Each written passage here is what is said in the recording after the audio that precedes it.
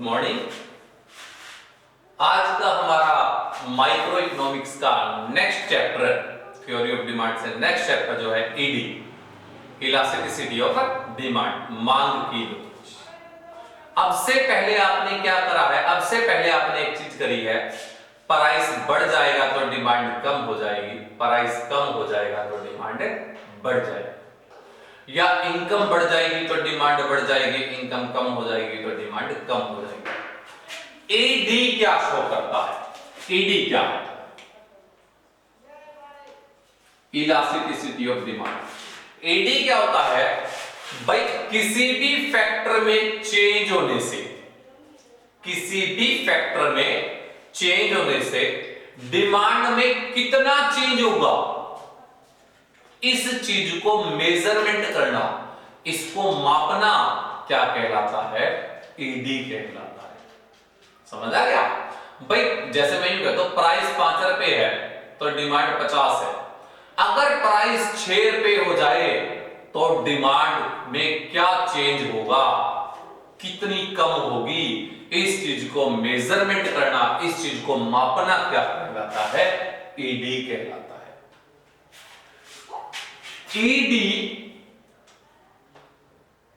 ED को measurement करने के आपके 3 मेथड हो सकते हैं।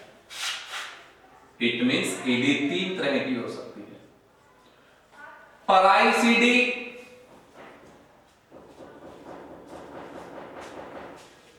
Income ED and cross ED.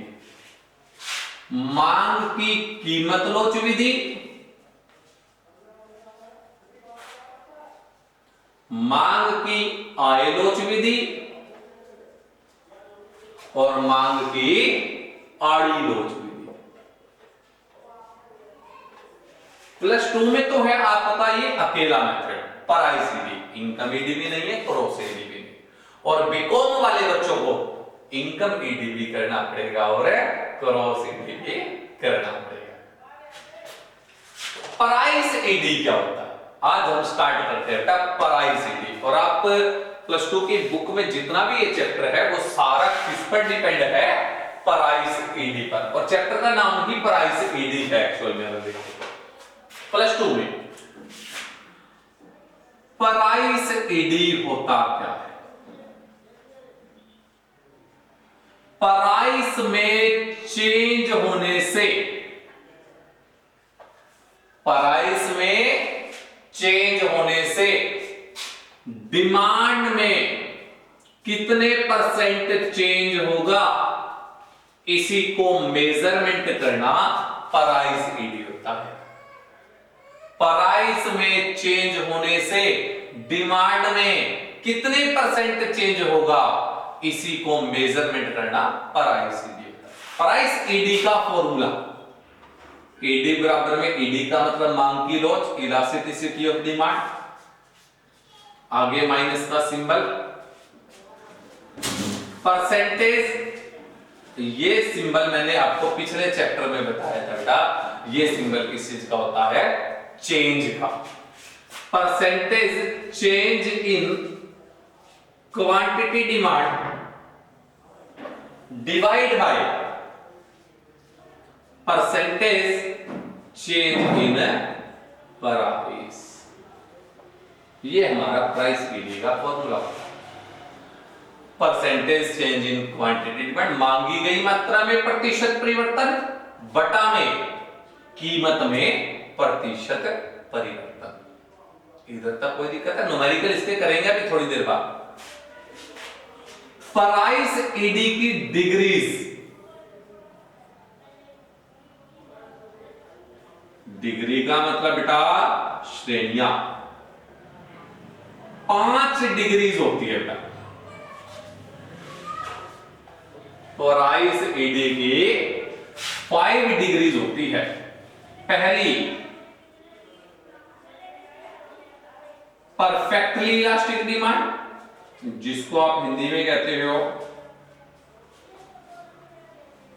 पूर्णतया लोचदार मांग। परफेक्टली इनइलास्टिक डिमांड, पूर्णतया बेलोचदार मांग, यूनिटरी इलास्टिक डिमांड, यूनिटरी को कहते हो इकाई, इकाई लोचदार मांग। नेक्स्ट आता है greater than unitary elastic demand, इकाई से अधिक लोचदार मांग। और 5वें नंबर पर आता है less than unitary elastic demand, इकाई से कम लोचदार मांग। प्राइस ईडी की 5 डिग्रीज है, perfectly elastic, inelastic, unitary elastic, greater than, less than. पूर्णतया लोचदार मांग, पूर्णतया बेलोचदार मांग, इकाई लोचदार मांग, इकाई से अधिक और इकाई से कम। इसी तरह प्राइस ईडी के भी कई सारे मेथड हैं। पहला मेथड पॉइंट मेथड, दूसरा मेथड परसेंटेज मेथड, तीसरा method total expenditure method, fourth method revenue method और फिफ्थ मेथड बेटा आर्क मेथड। यानी कि डिग्री भी 5 हैं और प्राइस ईडी को मेजरमेंट करने के मेथड भी 5 हैं। पॉइंट मेथड, पॉइंट का मतलब बिंदु, बिंदु विधि, प्रतिशत विधि, कुल व्यय विधि, आगम विधि और आर्क, आर्क को हिंदी में क्या कहते हैं बेटा? चाप, चाप विधि। +2 में तो आपका है पॉइंट मेथड भी है, परसेंटेज भी है, टोटल एक्सपेंडिचर भी है, रिवेन्यू मेथड नहीं है और आर्क मेथड नहीं है। बीकॉम में आपका रिवेन्यू मेथड भी है, आर्क मेथड भी है और बीए में भी रिवेन्यू मेथड भी है और आर्क मेथड भी है। मतलब ये तो है ही है और इनके अलावा वो। समझ आ गया? करेक्ट। मतलब ये आपका लगभग पूरा चैप्टर है। प्राइस ईडी की 5 तो डिग्रीज को आपने डिफाइन करना है इस मेथड में, 3 मेथड को डिफाइन करना है और बेटा आपका एक लास्ट क्वेश्चन थ्योरेटिकल है छोटा सा, वो आपको फिर अभी करना। करें स्टार्ट? तो देखो सबसे पहले आज आप करते हैं बेटा डिग्रीज, प्राइस ईडी की डिग्रीज। प्राइस ईडी की 5 डिग्रीज होती है। पहली डिग्री का नाम क्या था? शाबाश बोलो बेटा। परफेक्टली इलास्टिक डिमांड, पूर्णतया लोचदार मांग। परफेक्टली इलास्टिक डिमांड क्या होता है? Perfectly elastic demand are those demand where price is remain constant but quantities increase और डिक्रीज। इट मींस पूर्णतया लोचदार मांग वो मांग होती है जिसमें कीमत तो स्थिर रहती है लेकिन मांग हमारी बढ़ती घटती रहती है। इट मींस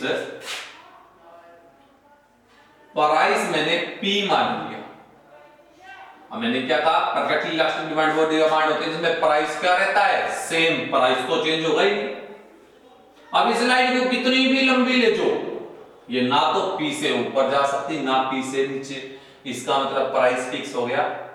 क्वांटिटी यहां पर भी हो सकती है, यहां पर भी हो सकती है, यहां पर भी, यहां पर भी, यहां पर भी, यहां पर भी, यानी कि क्वांटिटी हमारी कहीं पर भी हो सकती है।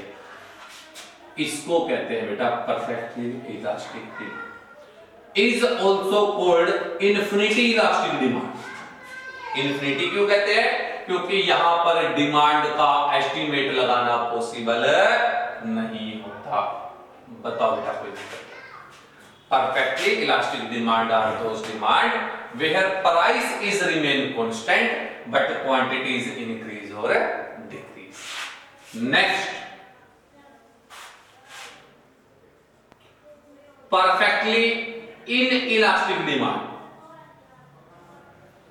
पूर्णतया बेलोचदार मांग। पूर्णतया बेलोचदार मांग क्या होती है? इसी का अपोजिट। इसमें आपने क्या करा था? सॉरी, इसमें आपने क्या करा था? प्राइस सेम, क्वांटिटी इंक्रीज और डिक्रीज। इनइलास्टिक में क्या हुआ? क्वांटिटी तो सेम, प्राइस इंक्रीज और डिक्रीज। इट मींस क्या? अब इसको कितना भी ऊपर ले जाओ, ये ना तो ऊपर जाएगा ना ही नीचे जाएगा, लेकिन प्राइस यहां पर भी हो सकता है, यहां पर भी हो सकता है, यहां पर भी हो सकता है, यहां पर भी हो सकता है। इट मींस प्राइस हमारा कहीं पर भी हो सकता है लेकिन क्वांटिटी सेम। इसका मेरे पास आपके लिए एक एग्जांपल है। इसका एग्जांपल कौन सा है? नेसेसरी गुड्स, गेहूं। अब गेहूं का प्राइस से बढ़ जाए चाहे कम हो जाए, उसमें कोई भी चेंज नहीं होगा, लेकिन डिमांड तो सेम रहेगी। ऐसा तो होगा नहीं गेहूं का प्राइस यूं मान लो 50 रुपए के 4 किलो आते हैं, 12 रुपए किलो, एज्यूम करो भाई 50 के 4 किलो आते हैं, हमारे घर में 4 किलो भी खाते हैं। और गेहूं का प्राइस अगर 1 रुपया हो जाए तो क्या 200 किलो खाना चालू कर दोगे? ऐसा कभी भी नहीं होगा बेटा। प्राइस चाहे तो गेहूं का बढ़ जाए चाहे कम हो जाए, हमारे ऊपर उसका कोई भी इफेक्ट नहीं है, हमने तो उतने ही खाने हैं। ये थी परफेक्टली इनइलास्टिक डिमांड। कोई दिक्कत है? थर्ड नंबर पर आती है यूनिटरी इलास्टिक डिमांड, इकाई लोचदार मांग। यूनिटरी इलास्टिक डिमांड क्या होती है? यूनिटरी इलास्टिक डिमांड वो डिमांड होती है जिसमें प्राइस और डिमांड दोनों में इक्वल चेंज हो। समझा क्या? फॉर एग्जांपल प्राइस P है, क्वांटिटी क्या हुआ है? प्राइस P से बढ़कर P1 हो गया, प्राइस बढ़ेगा तो क्वांटिटी क्या हो जाएगी? कम। क्या उसे कम करके यूनिटरी इलास्टिक। जितना प्राइस में चेंज हुआ है उतना ही अगर डिमांड में चेंज हो, ना तो उससे ज्यादा हो ना ही उससे कम, is equal to unitary elastic demand. एक बात बताना भूल गया, इसको जीरो इलास्टिक डिमांड भी कहते हैं, शून्य लोचदार मांग। इसको इंफिनिटी, उसको शून्य। यूनिटरी इलास्टिक, जितना प्राइस में चेंज हुआ उतना ही परसेंटेज डिमांड में चेंज होगा, is equal to unitary elastic demand. इसको 1 आंसर आता है ए, वो बताएंगे जब अपन न्यूमेरिकल करेंगे तो कैसा होगा। फोर्थ नंबर पे आता है greater than unitary elastic demand, इकाई से अधिक लोचदार मांग।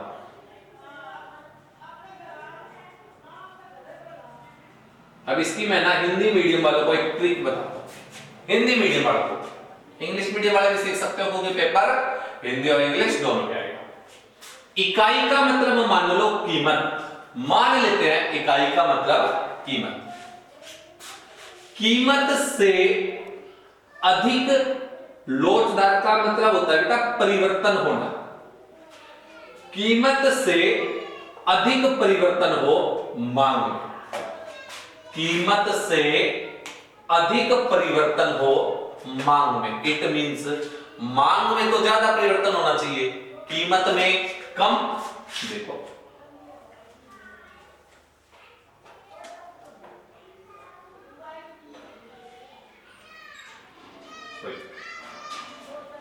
जब प्राइस P है तो क्वांटिटी क्या है? कोई दिक्कत नहीं, करें आगे। अगर कीमत हमारी बढ़ जाए, P से बढ़कर P1 हो जाए, तो डिमांड क्या हो जाएगी? कम तो होगी। ये देखो डिमांड पहले क्या थी, अब क्या उसे कम कर देखो कहां पे आ गई, क्या 1 is equal greater than unity. अब यहां पर आपने एक चीज देखी, प्राइस तो थोड़ा सा बढ़ा, केवल माइनर सा, लेकिन डिमांड बहुत ज्यादा कम हो गई, is equal greater than unitary elastic demand. इधर तक बताओ बेटा कोई दिक्कत समझ आ गया? ग्रेटर देन यूनिटरी क्या होता है? जिसमें प्राइस में तो थोड़ा चेंज हो, डिमांड में प्राइस के कंपेयर में ज्यादा चेंज हो, कीमत से अधिक परिवर्तन हो मांग में। और फिफ्थ आता है बेटा less than unitary elastic demand. Less than unitary elastic demand क्या होता है बेटा? प्राइस क्वांटिटी, प्राइस P है तो क्वांटिटी क्या हो? इसका अपोजिट, प्राइस तो बहुत सारा बढ़ गया, डिमांड कम तो हुई लेकिन थोड़ी सी कम हुई, तो is called less than. Price तो बहुत सारा बढ़ गया, डिमांड थोड़ा सा चेंज हुआ, ज्यादा चेंज नहीं। इधर तक बताओ बेटा कोई दिक्कत हो? पांचों डिग्रीज में किसी भी बच्चे को कोई भी प्रॉब्लम हो वो कमेंट कर सकता है। बताओ बेटा कोई दिक्कत, कोई दिक्कत है? पक्का कोई भी दिक्कत नहीं? चल बहुत है इतना, क्या आगे करें? चलो एक बार इतना बहुत है। इधर तक बेटा किसी को भी कोई दिक्कत हो तो बता देना।